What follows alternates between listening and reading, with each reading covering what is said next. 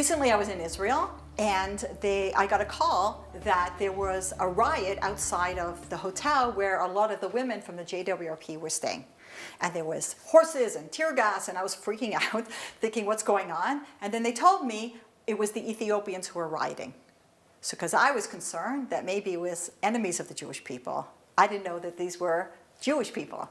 So the fact that it was Jewish people and they were protesting and they felt there's racism in Israel, and I was like, okay, we're in a democracy, you can protest. So it got a little bit out of control, but they got it back in control. Our women could go in, our women could go out.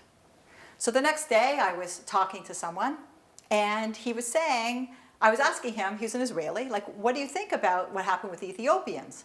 And he was like, well, you know, as a group, they're just takers, and they're causing problems, and they're crying racism, but you know, it's because of the way they are. And I was like, so the conversation goes on, and we started talking about the fact that there is also a divide in Israel between the Ashkenazi Jews and the Sephardi Jews. The Ashkenazi Jews who are coming from Europe, from Eastern Europe, and the Sephardi Jews who primarily came from Northern Africa and Muslim countries. And he said, historically, the Ashkenazi Jews always looked down upon the Sephardi Jews.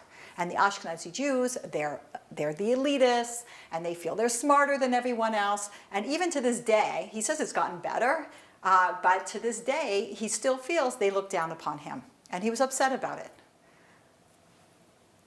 It reminded me the story my husband told of somebody he knew who was in India, and he witnessed the following.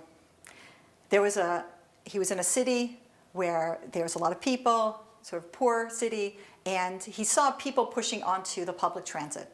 And there was this guy, he was actually a soldier, an Indian soldier, trying to get on a bus, and there was an older woman ahead of him with an umbrella, whacking and beating him to get him off the bus. They were trying to, so he crowded on the bus, fine. The next stop, the doors open, and somebody else is trying to get on the bus behind this soldier.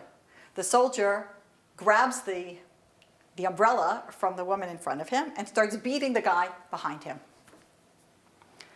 That's us. There is a mitzvah in the Torah to love a convert because you were once strangers in the land of Egypt. You would think, well, we were once strangers in the land of Egypt. We would have more sympathy towards those who are coming in from the outside because we were once on the outside. But no, it's human nature. I made it, you can make it.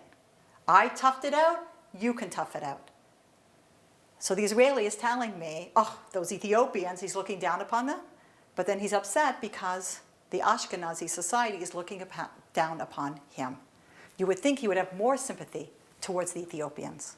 So that's why God says, I know how you are. Chances are you have less sympathy.